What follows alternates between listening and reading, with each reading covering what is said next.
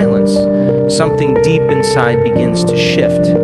It's not just emotional, it's biological. The absence of support doesn't just hurt her heart, it reshapes her brain. Rejection, abandonment, neglect, these aren't fleeting experiences.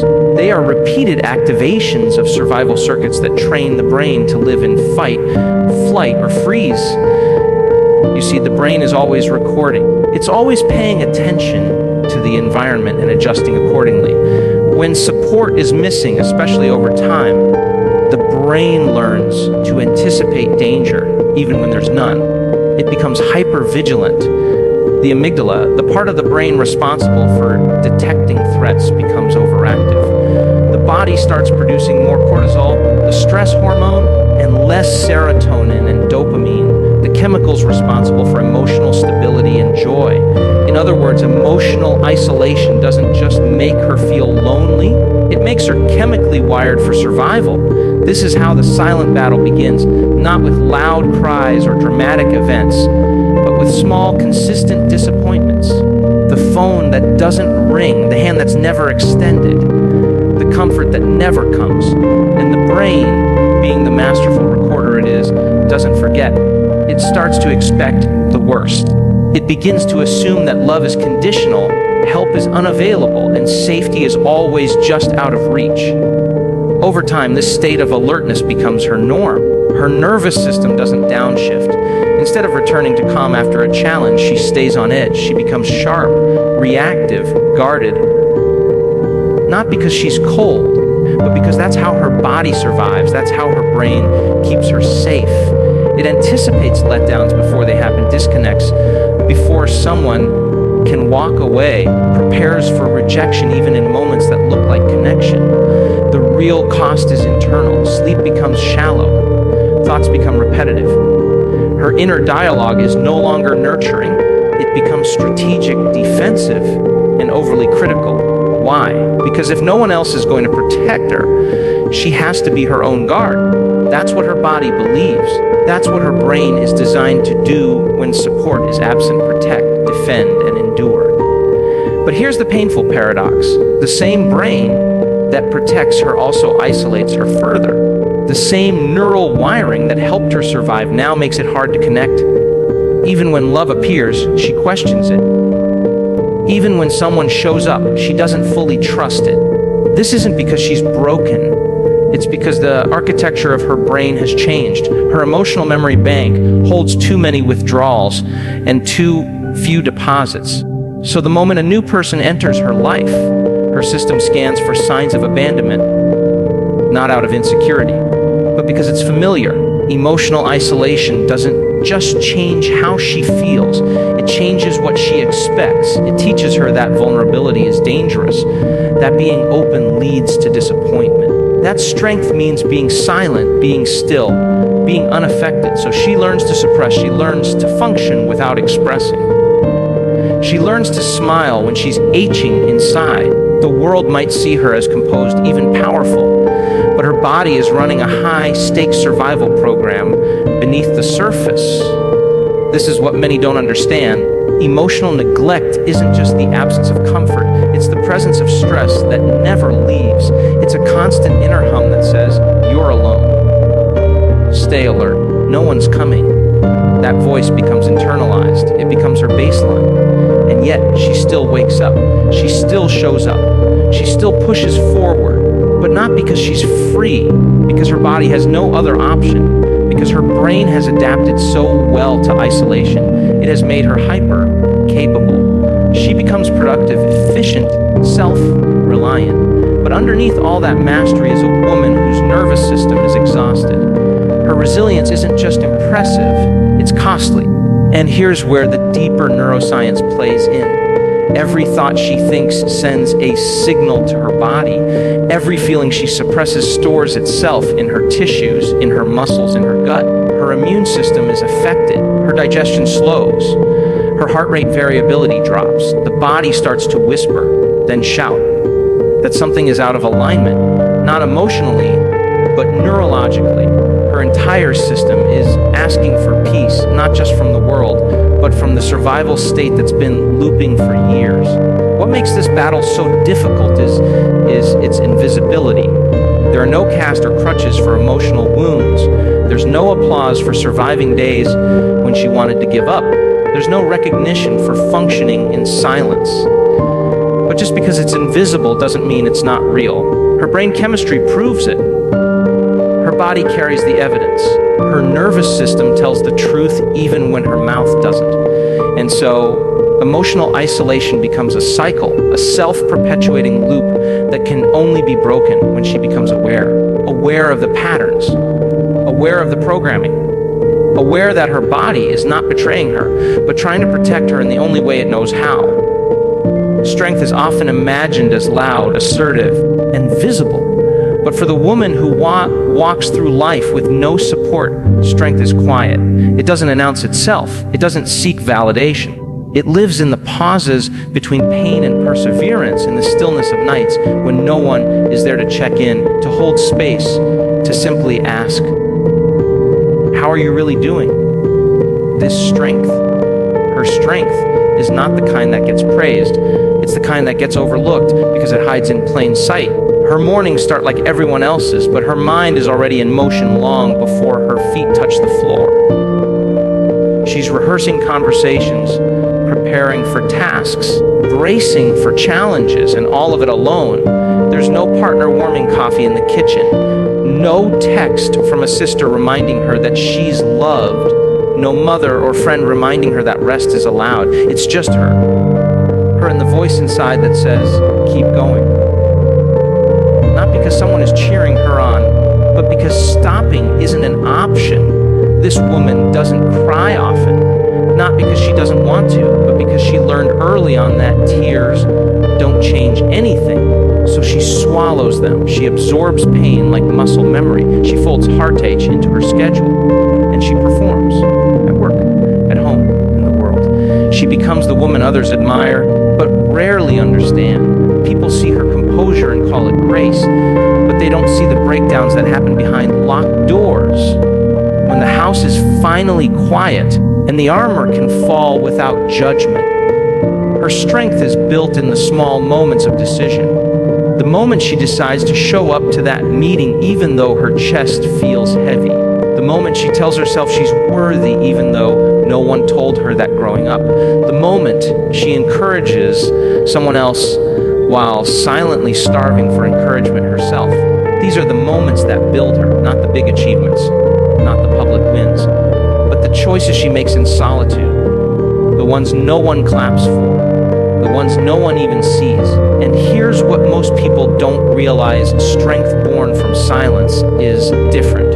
It's rooted, it's internal, it doesn't need applause. But it also comes with a cost. Because she's strong, people assume she doesn't need support. Because she never complains, people think she's unshakable. And so she becomes a container for everyone else's emotions, a safe space for others to fall apart. Meanwhile, she holds her pieces together with nothing but sheer will. But she wasn't always like this. There was a time when she reached out, a time when she opened her heart and asked for help. But unmet needs have a way of teaching lessons. Disappointment builds layers. Repeated silence from others teaches her that her voice isn't always worth the risk. So she adapts. She becomes her own counselor, her own motivator, her own healer. Not because it's ideal, but because it's necessary. The beauty of her strength lies in its self-sufficiency, but also in its tenderness. Because even though she's endured so much, she hasn't become cold. Her eyes still soften when she sees someone else in pain. Her heart still aches for others, even when hers has been overlooked. She doesn't armor up out of bitterness. She does it out of survival. Her strength isn't about ego, it's about endurance. It's about choosing to believe in life, even when life hasn't always believed in her. Biologically, this level of endurance requires energy. The nervous system wasn't designed to live in a state of chronic self-reliance. Yet, she manages to recalibrate her body day after day. The sympathetic nervous system kicks in to give her the drive, the alertness, the edge she needs to make it through. But then, when it's time to rest, she finds that she can't. because her mind is always scanning for the next thing, the next threat, the next responsibility. Her body doesn't know what safety feels like anymore. It only knows motion. This internal wiring, this resilience, creates a version of her that looks invincible on the outside. But that very invincibility becomes the mask. It prevents people from realizing how much she's managing just to appear fine. She doesn't break down because she doesn't feel safe enough to. She doesn't lean because she doesn't know who could hold her weight. And so silence becomes her sanctuary. Not by choice, but by necessity. There's an intelligence in her silence, a sacred knowing, a quiet power. She knows her worth even when no one else reminds her of it. She knows how to nurture herself when there's no external hand to do so. She's learned to sit in discomfort, to breathe through panic, to speak gently to herself when the world is harsh. That's not weakness. That's wisdom. That's resilience coded into her nervous system. Her strength doesn't roar. It whispers. It lives in the decision to keep her heart open, even when the world has tried to shut it down. In a world obsessed with resilience, the woman who carries everything alone becomes an icon. She's praised for how much she can handle, how gracefully she seems to move through adversity, how little she appears to need. People tell her they admire her strength. They marvel at her independence. They call her inspiring. But beneath that praise lies a quiet, insidious truth. Society loves her power, but it's blind to her pain. She's the woman who gets things done, no matter the cost. She's the one who never lets others see her unravel. When someone around her falls apart, she's the first to respond. She's the one they lean on, the one they vent to, the one they count on. But when it's her turn to fall, when the weight becomes too much, there's often no one there. The world has mistaken her capability for invulnerability. It assumes that because she can survive alone, she doesn't need support. This is the paradox she lives in. Her strength becomes a shield that keeps people at a distance. They see her stability and assume she's fine. They don't ask questions. They don't probe deeper. And she doesn't offer her truth because experience has taught her that when she does, the room grows quiet. People shift. The discomfort is palpable because it's easier for others to believe she's unbreakable than to witness the raw human pain that lies beneath her calm exterior. When she does speak of her exhaustion, it's often met with surface-level comfort, platitudes, distractions, or comparisons. She hears things like, "At least you're doing great," or "You're so strong, you've got this." The world doesn't sit with her pain.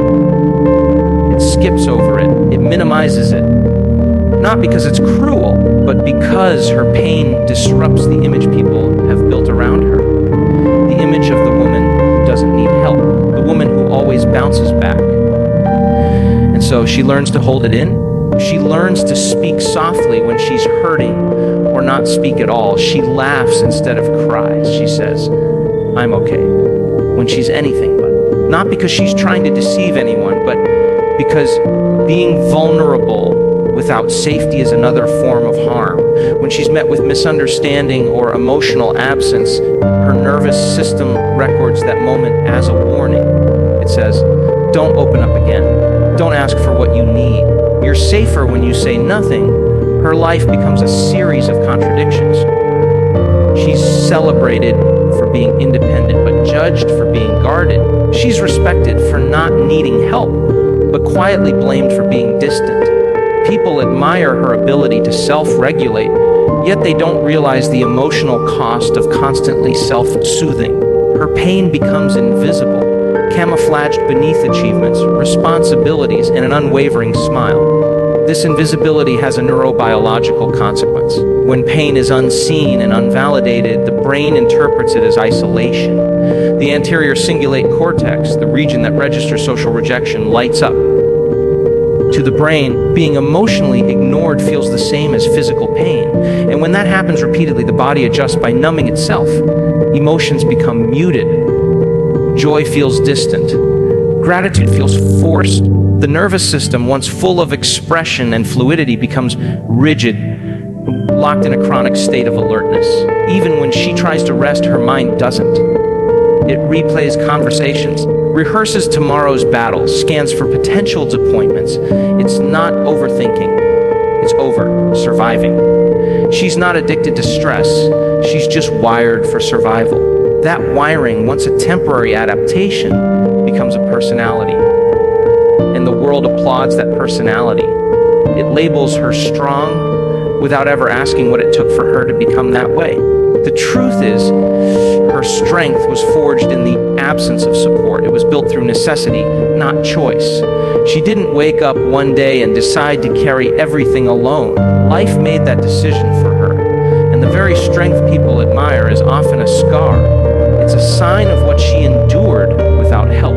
But the world doesn't ask about the scar. It just comments on how well she healed. She becomes a mirror for other people's needs. They look at her and see what they wish they could be. Resilient, composed, unfazed.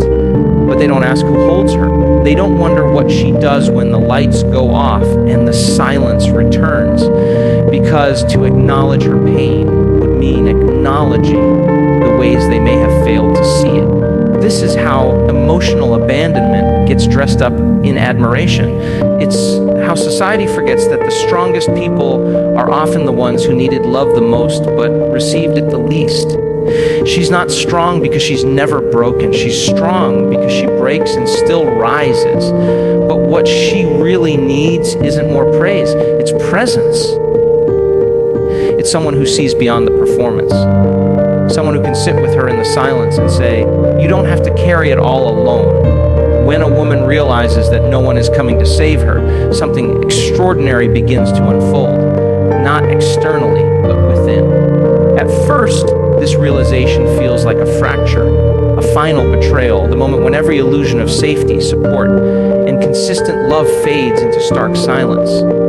But beyond the pain, past the ache of being unseen, there is an opening. A chance to turn inward, to discover what the outside world could never consistently provide, the power of internal alignment. She begins to understand that change does not begin with the outer world, not with circumstances, not with people. True, lasting transformation begins in the space between her thoughts and emotions, in the space where her perception of self is born. When she no longer has anyone to reflect back her worth, she starts to ask deeper questions. Who am I without their validation? Who am I without the roles I've performed for others? Without distraction, she is left with herself. And in that silence, she begins to listen. The nervous system that once lived in constant defense starts to slow down, not through external comfort, but through intention. She learns the rhythm of her breath, the language of her body, the stories behind her reactions. She notices how certain thoughts make her chest tighten, how certain memories make her stomach sink. And rather than pushing them away, she meets them, not to relive the past, but to reclaim her presence. She begins to observe instead of react, to witness instead of collapse. This is where internal alignment begins, not with perfection, but with awareness. As she cultivates this awareness, she starts to recognize her patterns, the ways she overgives to prove she's worthy, the way she remains silent to avoid conflict, the way she internalizes blame when others fall short. These patterns aren't flaws, they're survival strategies, adaptive responses to unmet needs. But awareness alone isn't enough. So she makes a decision to no longer live on autopilot, to interrupt the program, to become conscious of her choices in every moment. This is where the shift becomes neurological. Each time she changes her response to an old trigger, she rewires her brain. Neurons that once fired in patterns of fear, shame, or resentment begin to lose their grip. New neural pathways form, ones that support peace, self-respect, and emotional sovereignty. Her identity is no longer built on who others needed her to be. It's built on who she chooses to become.